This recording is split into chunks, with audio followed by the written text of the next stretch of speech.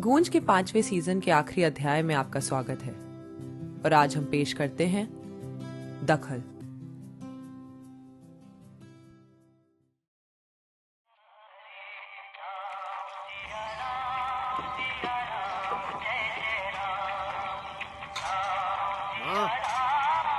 माँ,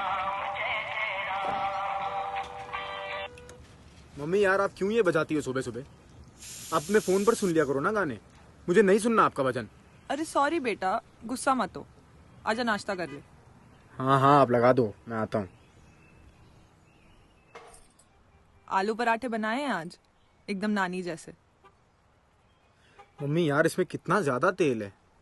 अरे अच्छा ला, हम जल्दी से दूसरा बना देते हैं। नहीं यार रहने दो, वो छोटू अभी दूध देने आएगा, उसे खिला देना। मैं ऑफिस के लिए निकल रहा हूँ माँ, वहीं कुछ खा लूंगा। राजा गुस्सा क्यों हो रहे हो? हमने तो पराठे वैसे ही बनाए जैसे तुम्हें बचपन से पसंद हैं। हाँ हाँ माँ गुस्सा नहीं हो रहा हूँ, मुझे लेट हो रहा है तो वैसे भी निकलना पड़ेगा। अच्छा प्रसाद तो लेते जाओ। लाओ दो माँ। मम्मी यार ये टीका वीका मत लगाया करो, ये गांव देहात की चीजें अच्छी नहीं लगती ऑफिस में। मैं निकल रहा हूँ। अच्छा जाने से पहले नानी की तस्वीर उतार दे ऊपर से, पुण्यतिथि है उनकी परसों। इतने दिनों से कह रहे हैं, अभी तक नहीं किया तुमने। माँ मैं बहुत लेट हो गया हूँ, मैं वापस आके करता हूँ, बाय। आजकल हर सुबह कुछ ऐसी सी ही होती थी।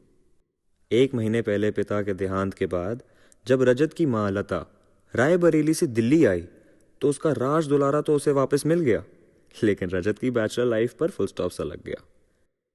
दखल अंदाजी के तरीकों से बहुत दूर आ चुका था वो। जब 5 साल पहले घर की रोक टोक की जिंदगी छोड़ वो कॉलेज आया, तब पहले तो चीजें थोड़ी अजीब लगी कि उसके डिसीजंस कोई उसके लिए नहीं ले रहा, लेकिन धीरे धीरे सब कुछ अपने हिसाब से करना अच्छा लगने लगा। एक आदत सी हो गई थी जो अब बदलना उसके लिए बहुत मुश्किल था।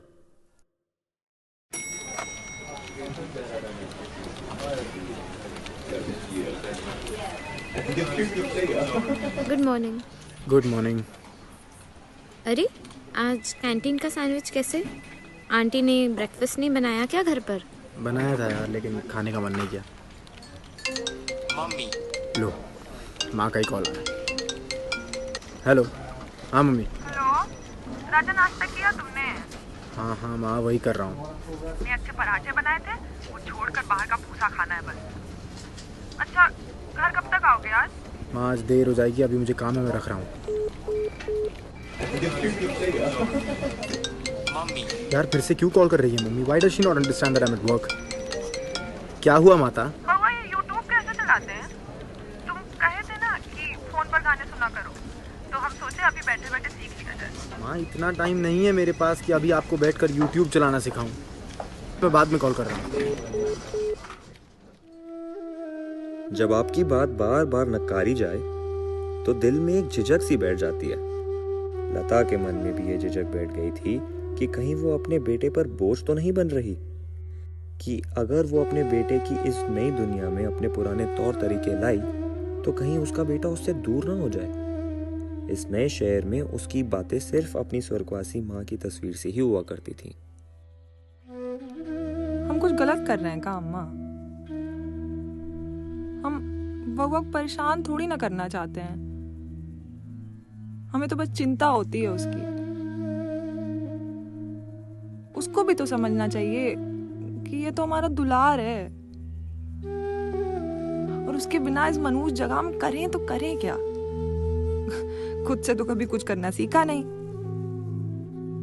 और खुद के लिए भी कभी कुछ नहीं किया।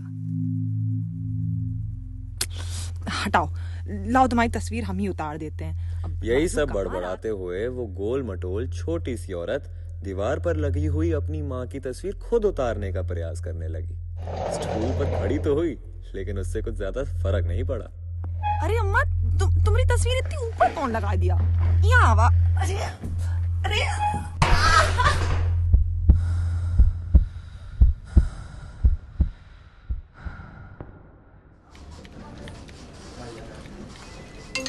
Mummy mummy I cannot deal with this. रजत को लगने लगा था कि वो एक पिंजरे में है। काफी अजीब सी फीलिंग थी वो उसके लिए। क्या खून के रिश्तों से तलाक लिया जा सकता है? ऐसे ख्यालात रजत के लिए अब आम हो गए थे। लेकिन था तो बेटा ही। माँ का फोन न उठाने का बुरा खुद ही थोड़ी देर बाद लगने लगा। कॉल बैक करने के लिए फोन उठाया ही था कि छोटू, हेलो। हाँ छोटू बोल। भैया भैया, आंटी का घर में गिरकर एक्सीडेंट हो गया है। आप जल्दी से सीबी हॉस्पिटल आ जाइए। लता की जब आंखें खुली तो वो अस्पताल के कमरे में थी। वहां की सफेद लाइटों से उसकी आंखें चौंधिया सी गईं। गिरने के वक्त बाएं हाथ में जो तीव्र दर्द महसूस हुआ था वो अब थोड़ा कम था, लेकिन हाथ पर पट्टी बंधी थी। सर और शरीर दोनों मानो जकड़े से हुए थे। कमरे की दूसरी तरफ उसका बेटा रजत और डॉक्टर खड़े होकर बात कर रहे थे। राजू, ए राजू। माँ ठीक लग रहा है? राजा, ये हमारा हाथ। माताजी, आप टेंशन मत लीजिए। आपके बाएं हाथ में गिरने की वजह से बस छोटा सा फ्रैक्चर हुआ है। दवाइयों और प्रॉपर केयर के साथ आप फिर से एकदम सही हो जाएंगी। रजत, आपको नर्स अभी आकर मेडिकेशन और स्कैन्स पर ब्रीफ कर देगी। Okay, thank you doctor. छोटू कहाँ है? वही लेकर आया था हमें यहाँ। हाँ माँ, मैं आ गया था तो उसे वापस भेज दिया। अच्छा, कैसा लग रहा है माँ आपको? ठीक ही है। अभी दवाइयों की वजह से दर्द महसूस नहीं हो रहा है, लेकिन ये मूवी कमर जकड़ गई है। क्या ज़रूरत थी आपको कुर्सी पर चढ़ने की माँ? मैं आकर उतार देता ना तस्वीर। चलिए कुछ खा लीजिए पहले। तुम्हारा ऑफिस आज जल्दी ख़त्म कैसे हो गया? ख़त्म नहीं हुआ माँ, हाफ डे ले लिया है और अब आपके लिए 10 दिन की छुट्टी ले लिया ऑफिस से। चलो कुछ खा लो पहले, मुंह खोलो। हाय, ये क्या फीका खाना है? अच्छा जी, बचपन में जब मैं बीमार होता था आप तो मुझे दही बल्ले खिलाती थी ना। ये मनुष्यत तो कभी ना खिलाई होगी हमने तुम्हें। कद्दू, करेला, लौकी, इससे बड़ी क्या मनहूसियत हो सकती है बताइए जरा। चलिए एक और बाइट लीजिए। रजत को लगा था कि माँ गुस्सा होगी, उस पर चिल्लाएगी या एक दो थप्पड़ मारेगी, लेकिन माँ ने उससे कुछ नहीं कहा। उसके व्यवहार में एक शांति, आवाज में बदलाव सा था, मानो कुछ सोच रही हो। ये देखकर उसका दिल बैठने लगा, क्योंकि माँ बाप के गुस्से से ज्यादा डरावनी उनकी चुप्पी होती है। वो ये बात उठाना तो नहीं चाहता था, लेकिन मन मारकर पूछ ही लिया उसने माँ से। नाराज नहीं हो मम्मी आप मुझसे? किस बात के लिए? कि कॉल नहीं उठाया आपका। नहीं ना, तुम्हें थोड़ी ना पता था कि हम कुर्सी से गिर गए हैं। तुम तो वैसे भी हमारा कॉल कम ही उठाते हो। सॉरी माँ।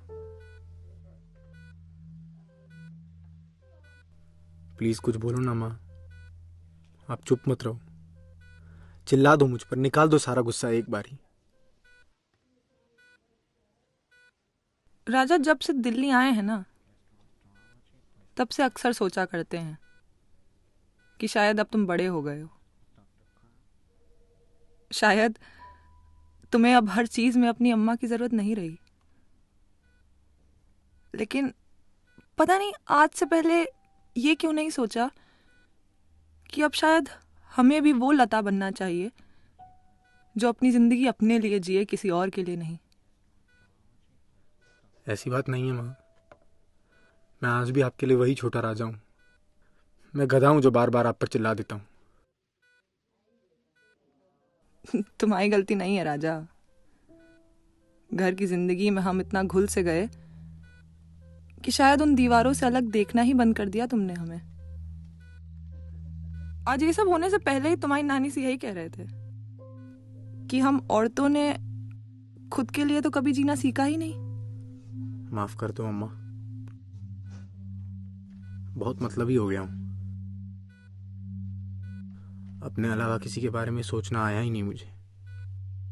मतलबी होना भी जरूरी होता जिंदगी में। हमको भी तो देखो, अब वही सीखना है और उसके साथ साथ ही YouTube चलाना भी सीखना है। चलो बैठे बैठे कुड़ो नहीं, अब 10 दिन की छुट्टी लेकर आए हो तो लग जाओ काम पर। YouTube मास्टरलाइन बना दो हमको अब एकदम। जी अम्मा।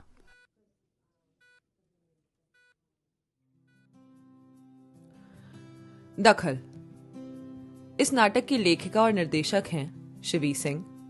वॉइस आर्टिस्ट हैं प्रकुल पंडिता, शिवी सिंह, विराज बोहरा, मधुरा कामले, कार्तिक सचदेवा और विश्वी जैन। साउंड रिकॉर्डिस्ट हैं यश गोवियस और साउंड एडिटर हैं कार्तिक सचदेवा और रिया बोहरा।